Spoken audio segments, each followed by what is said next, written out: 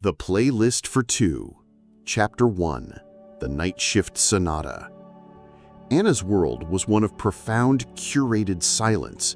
By day, she slept. By night, she moved like a ghost through the cavernous, hushed halls of the City Museum of Natural History. Her job was to catalog artifacts in the museum's vast archives, a task that suited her introverted nature perfectly.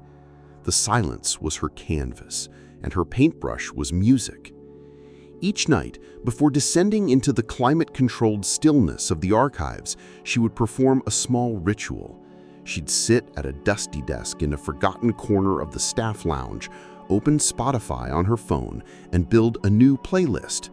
The playlist was the soundtrack to her solitude, a carefully constructed emotional architecture for the 8 hours ahead. There was the Ancient Echoes playlist for nights in the Egyptian wing, full of ambient, atmospheric tracks. The Fossil Funk playlist for the Dinosaur Hall, upbeat instrumental funk. And tonight's creation, Nocturne in Marble, for cataloging a new collection of Roman statues. It was filled with delicate, melancholic piano pieces and haunting cello suites. She never used headphones.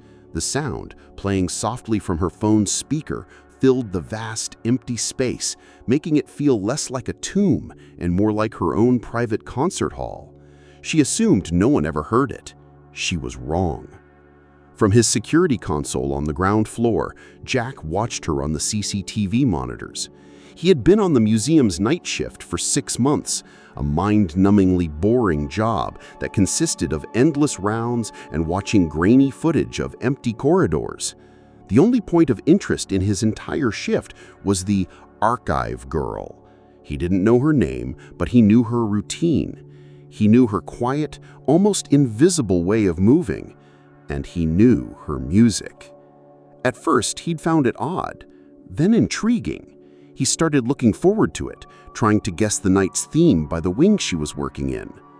One night, out of sheer curiosity, he used the Shazam app on a particularly beautiful piano piece drifting up from his radio. The song was Spiegel im Spiegel by Arvo Pärt. He looked it up, and in the Related Artists section, he found a public playlist titled Nocturne in Marble. The profile picture was a blurry photo of a cat.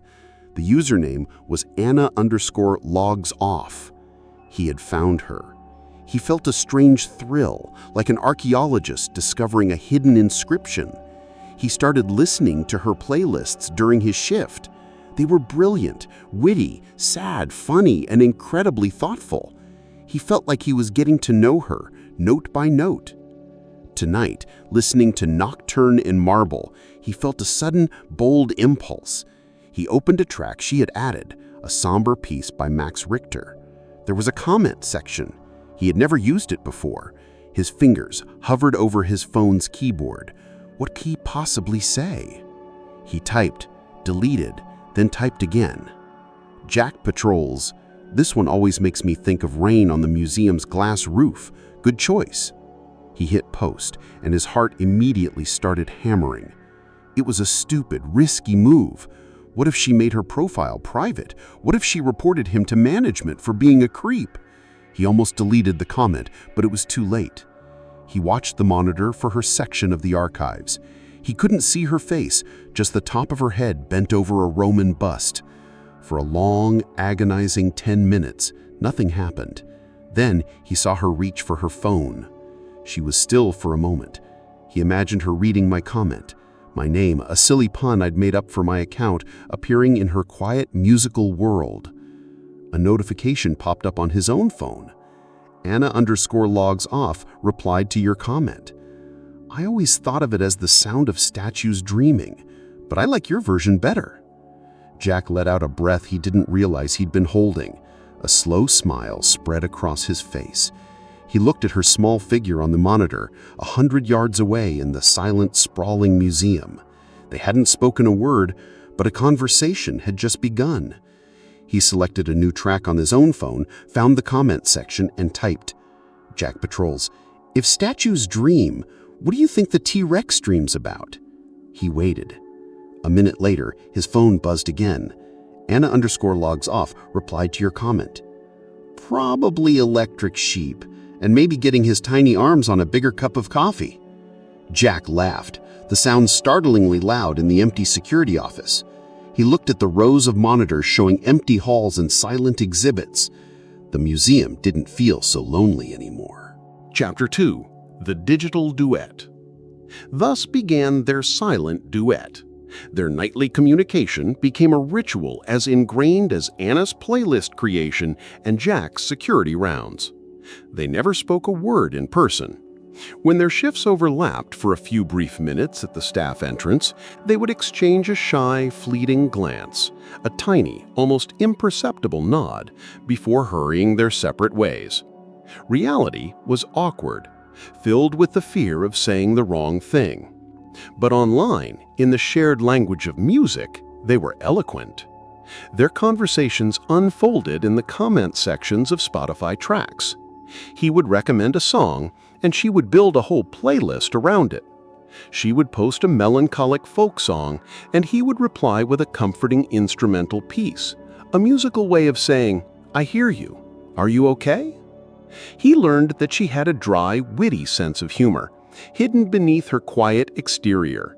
She learned that he was surprisingly thoughtful and well-read, a stark contrast to the simple stoic guard he appeared to be. He told her, via a comment on a David Bowie track, that he was taking online classes in art history, hoping to one day become a museum curator.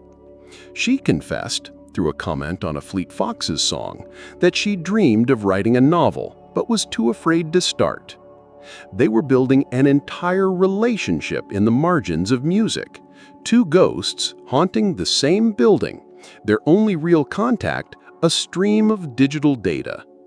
One night, Anna created a playlist called Overheard at the Water Cooler, a collection of upbeat, funky songs. One of the tracks was September by Earth, Wind and Fire. Jack patrols. Bold choice for the Hall of Mirrors. Does this mean you're having a good night? Anna logs off.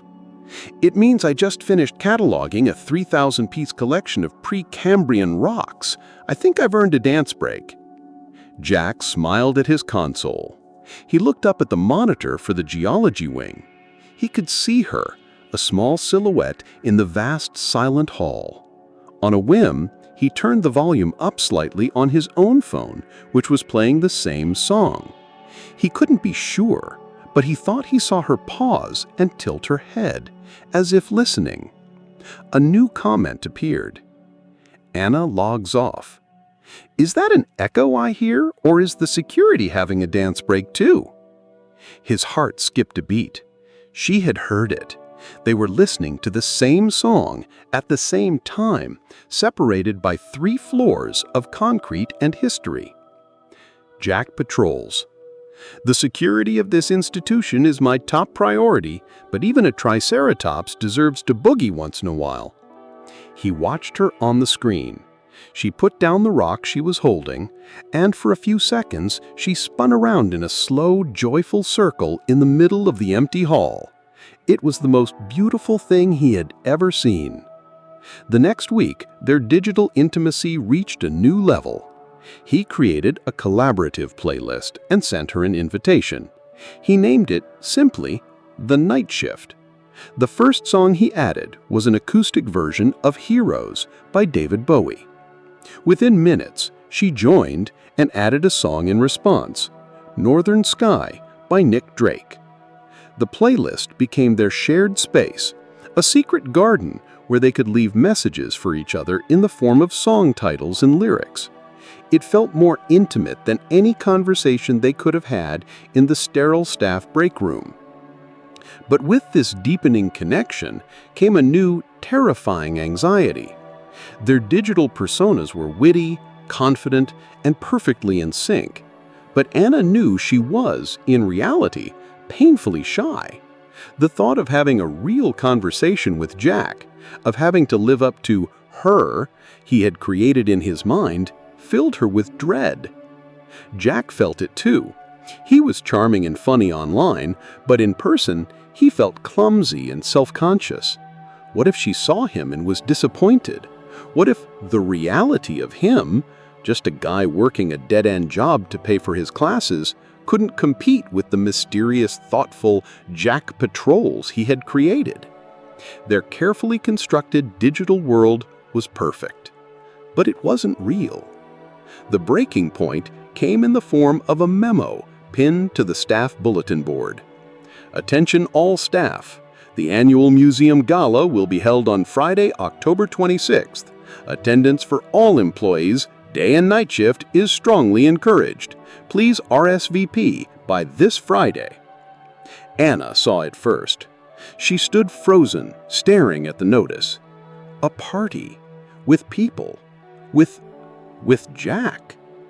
There would be no screens to hide behind, no song lyrics to speak for her. That night, she didn't create a playlist.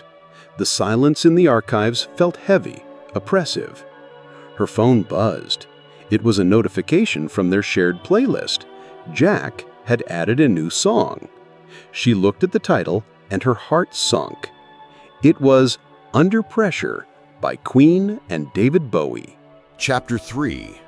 The Unplayed Track. The song hung in their shared playlist, a silent, screaming acknowledgement of the impending gala. For the first time in weeks, neither of them commented. The music, which had been their bridge, now felt like a spotlight on their shared anxiety. Anna spent the next 2 days in a state of low-grade panic. The thought of the gala was a knot in her stomach. She imagined it all too clearly, standing awkwardly in a corner, holding a plastic cup of warm wine, while the real flesh-and-blood Jack, inevitably charming and surrounded by people, would glance over and see her, not the witty, mysterious Anna logs off, but just Anna, quiet, plain, and utterly terrified. She would disappoint him. The beautiful, fragile world they had built would shatter under the harsh lights of reality. She decided she wouldn't go. It was easier, safer. She would call in sick. The thought brought a wave of relief, followed immediately by a sharp, bitter pang of disappointment in herself. Jack, for his part, was having a similar internal crisis. He had bought a new tie, he had practiced small talk in the mirror, his reflection staring back at him with pity. He felt like a fraud.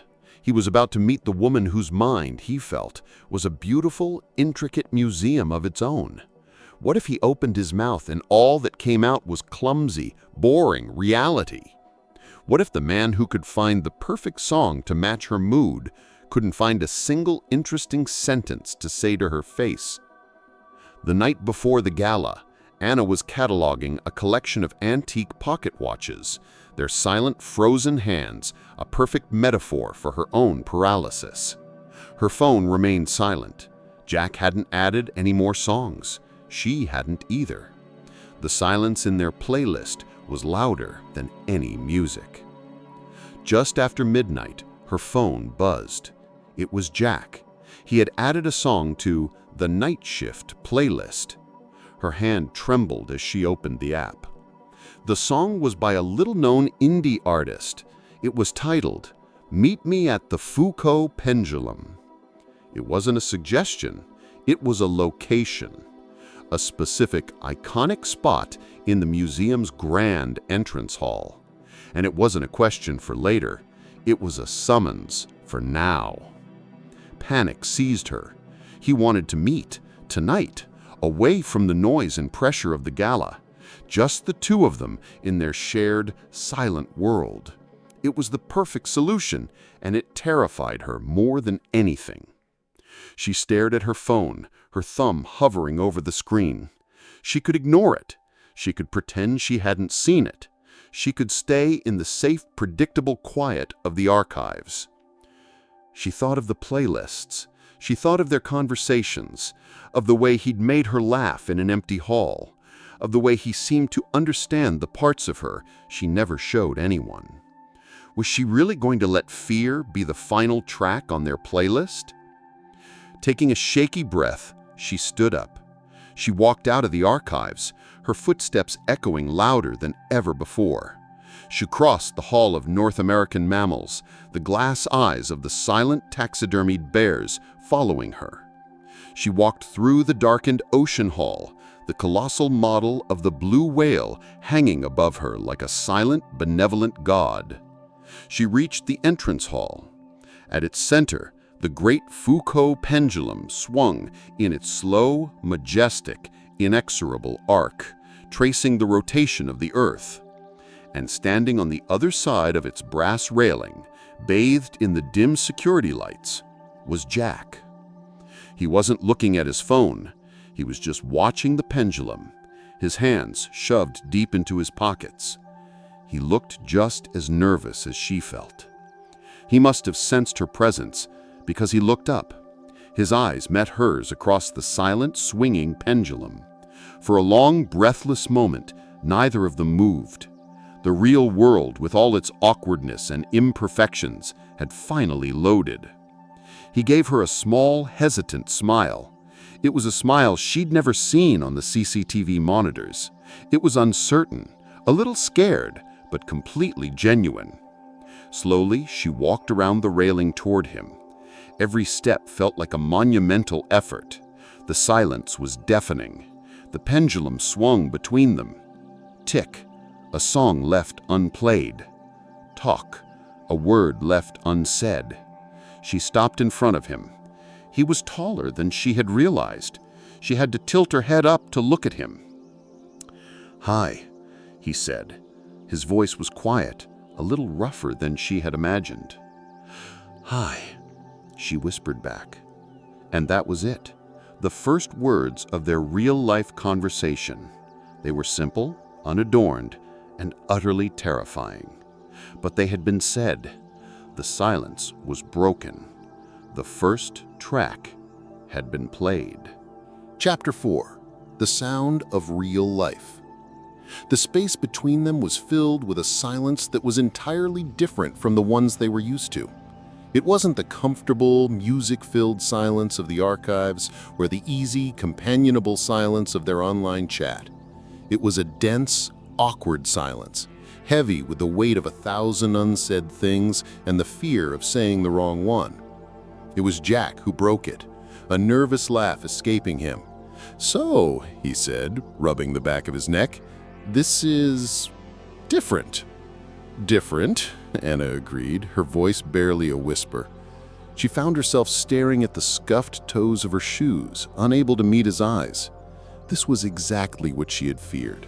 The witty, confident personas they had built were nowhere to be found, replaced by two shy, fumbling strangers. I almost didn't come," asked Jack, his honesty startling her. "I figured the real me couldn't possibly live up to the guy who knows all the right songs." Anna looked up at him then, surprised. "I thought the same thing.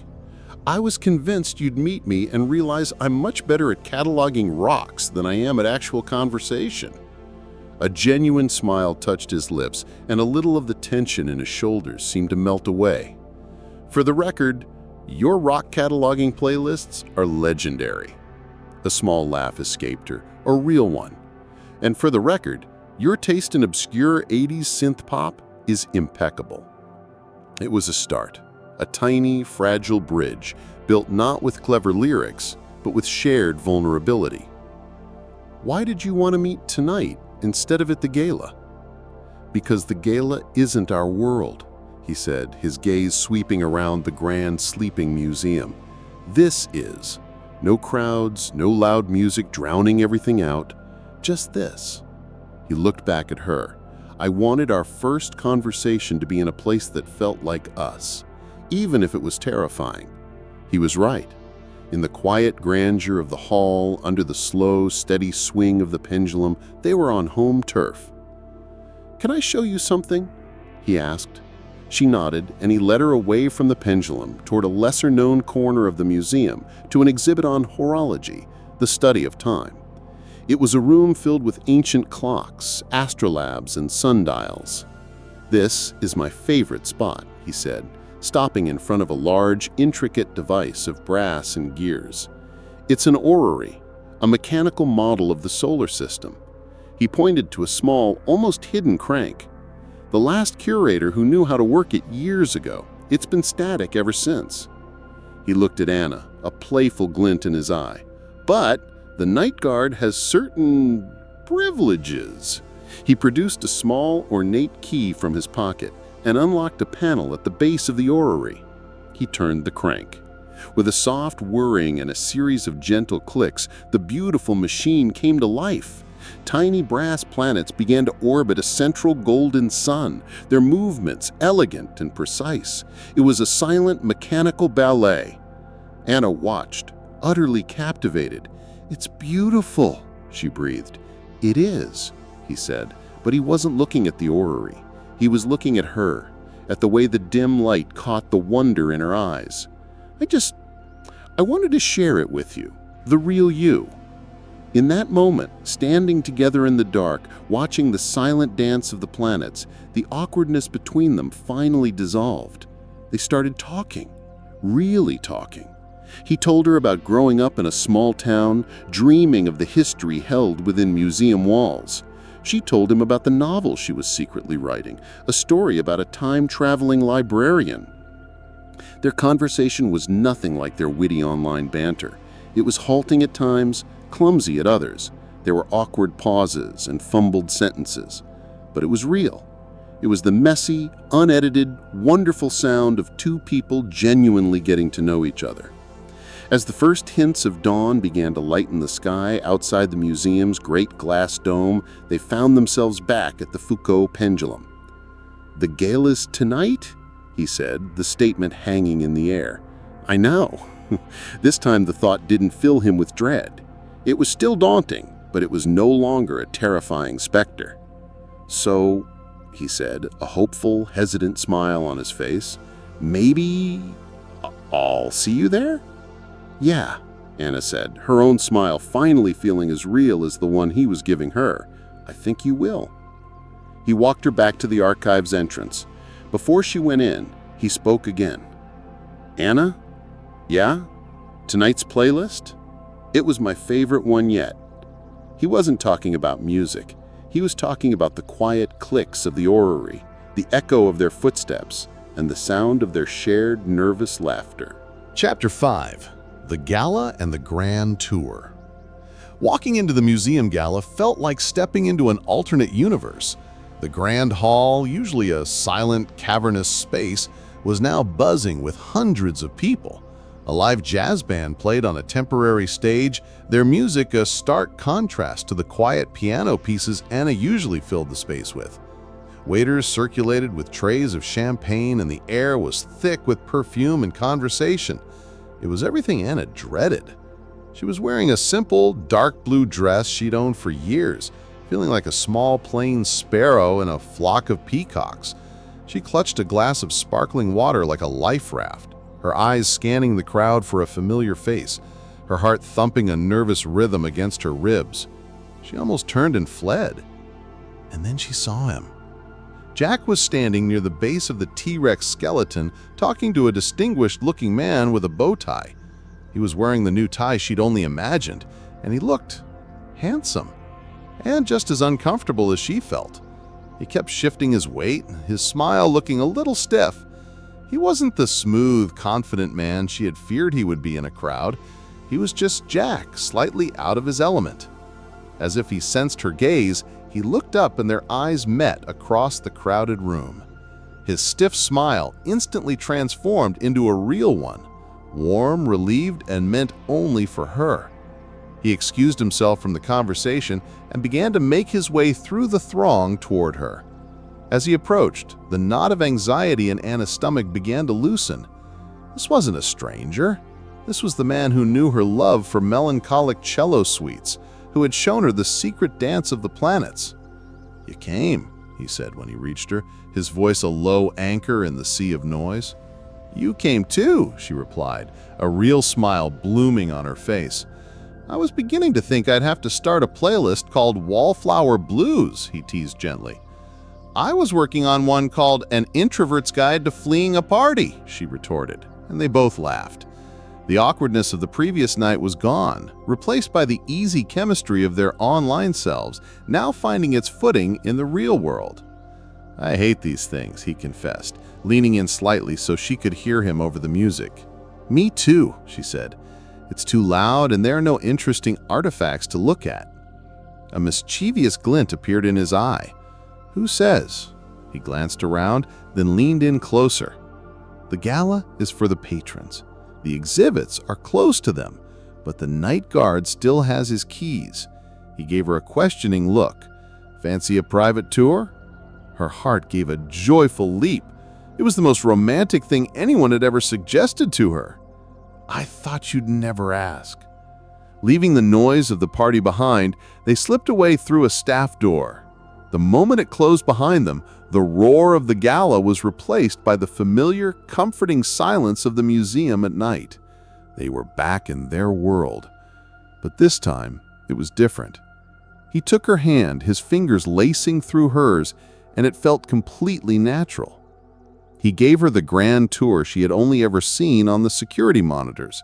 He told her the secret histories of the exhibits, the story of the fossil that was discovered by a farmer's daughter, the tale of the scandalous duchess who had once owned the jewel collection. She, in turn, told him about the novel she was writing, her voice growing more confident as she described her characters, finally sharing her most precious, hidden world with someone. They ended up in the Hall of Minerals, the crystals around them glittering in the dim light like a captured galaxy. "So," she said, her voice soft in the quiet hall, "what's the playlist for tonight?" He smiled, squeezing her hand. "I was thinking of starting a new one." "Yeah?" "Yeah," he said, his gaze warm and full of promise. "I think I'll call it Our First Date." He leaned in and kissed her. It was a quiet, gentle kiss filled with all the unspoken words from their late-night comments and all the shared melodies of their playlists. It tasted of champagne and courage and the sweet, simple relief of finally being seen. When they returned to the gala much later, hand in hand, the noise and the crowds no longer seemed so intimidating. The band was still playing, people were still laughing, but it was all just background music now. The real symphony, the one that mattered, was the quiet, perfect one playing just for the two of them.